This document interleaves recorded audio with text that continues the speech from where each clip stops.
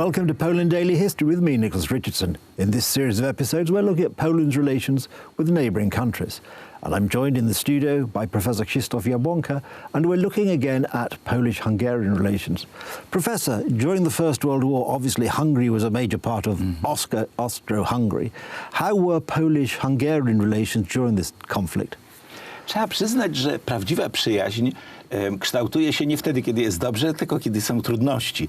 I tu właśnie przyszedł taki czas. It is commonly said that true friendship is formed when difficulties arise. The Hungarians, after 20 years of terrible Austrian occupation after their uprising, made an agreement with their ruler, Franz Joseph, whom they crowned King of Hungary. Two separate states were formed, Austria and Hungary, collectively called Austria-Hungary. Within this state, Hungary had a separate army, their Honved, and basically a separate government. They regained some far-reaching autonomy, but this was not yet sovereignty. The Poles themselves similarly wanted to create a third part. The Hungarian government, however, was against it, as they wanted a bipolar state and began to create a conflict which never affected the population. The people were very sympathetic towards each other. They remembered the help of the Poles.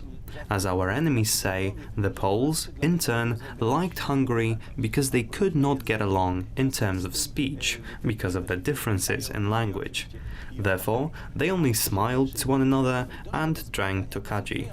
But during World War I, there was a quite exceptional brotherhood, because some Polish legions defended Hungary from the Tsarist army, from the Russian deluge. And at the critical moment, when all the brigades of our legions were gathered near Kostiuchnówna, a small village of Volhynia, the Poles had the Hungarian Honved on their right. And when the Russians attacked, this was the Brusilov offensive of 1916, they destroyed both the German army on the left wing and the Austro-Hungarian army on the right wing. Only the Hungarians stayed. They held their front until the Poles retreated. The Brotherhood of Arms was established. They said that they would not retreat without us, even if that meant they were to die there. Only when the Poles withdrew to a safe distance, the Hungarians also secured us, which the Poles remembered fondly. And when the time of liberation came, it was a time of mourning for the Hungarians. Hungary was divided. 2/3 of its territory was taken away from them. From this, only 1/3 was alienated. About 3 million Hungarians found themselves outside Hungary, which was a national tragedy. For a long time, Poland did not recognize the treaty in Trianon as a partition of Hungary. And from here, the Hungarians referred to the Poles with gratitude. In 1920, Hungary was the only country that wanted to support the Poles militarily and the cavalry brigade of 60,000. Remember that the Hungarians were born riders, waiting on the border for the consent of the Czechs, who did not agree, who were hostile to Poland. As a result, the Hungarians sent the Poles all the ammunition they had. Not once in our history has another country given us all they had. After their victory, the Poles were grateful towards the Hungarians. However, our two nations were separated by the long-stretching Czechoslovakia, still with a part of Carpathian Ruthenia. As a result, there was no common border. Only when Czechoslovakia broke up, or actually when Hitler broke it up, Slovakia declared itself a free country and quickly subordinated to Hitler. Carpathian Ruthenia also tried to do this, but then it was taken over by the Hungarians, to the great joy of Poles, because now we had a common border. It must be said that almost 200,000 units of the Polish army, thanks to Hungary, survived the catastrophe of September 1939 and found great hospitality there. Poles will eternally be grateful. Roku i znalazło tam wspaniałą gościnę. To Polacy do dziś pamiętają. Professor, this wasn't the only time that Hungary helped Poland during the Second World War. Of course, there was the the assistance given during the Volhynian crisis, if I may call it that. What was that? Prawdziwych przyjaciół poznaje się w biedzie. As the saying goes, a friend in need is a friend indeed. And indeed here, spontaneously, without orders from the above, the Hungarian army was protecting Polish villages and the escaping Poles in Volhynia. Unfortunately, there were not many Hungarians, about 1 division and 2 battalions, but they fulfilled their roles protecting the population from, I will not hesitate to say here, gangs, because these were criminal units which degenerated very quickly, turned into robbery gangs, and of course they were extremely beastly towards the defenseless population.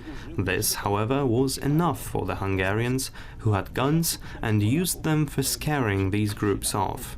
In this way, tens of thousands of Poles could move to the south, to the land of Galicia, or behind the Bug River, to the Lublin region, where this intensity was much smaller. This situation was repeated during the Warsaw Uprising, but in a much more intense way.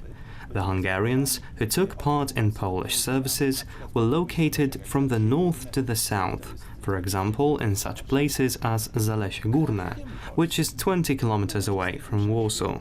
They played the Polish anthem at solemn masses for dying Warsaw, and they rescued Poles. Among other things, they rescued my parents, who escaped from the German transport, and the Hungarians showed them the way, simply let them go, and turned out to be friends. They wanted to go to the Polish side, but it was here that the Soviet agency acted, which did not want to recognize the Hungarians as the fighting side, and the Hungarians remained neutral. The Germans looked at this, glad that they did not change their front completely, and were very quickly withdrawn from many places as allies of Poles.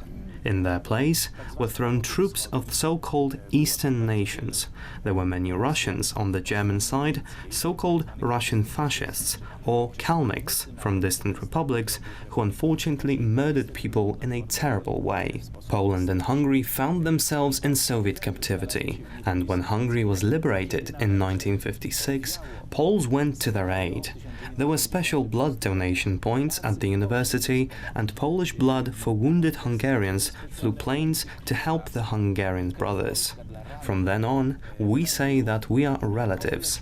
Hungarians remember this fondly. October was a tragedy for them, but in turn saved the Poles, because Russia, or the Soviet Union, destroying the free speech of Hungarians, spared Poland, saving ourselves from aggression. It was the Hungarians who saved us. Then we tried to save them. Węgrów już machnął rękę na Polskę i w Polsce się uratowaliśmy przed agresją. To Węgrzy nas właśnie uratowali. Potem myśmy starali się ich uratować. That's all we've got time for on this edition. I'd like to thank my guest, Professor Krzysztof Jabłonka. I hope you've enjoyed it. Thank you for watching, and do join us again as we delve into the annals of Polish history.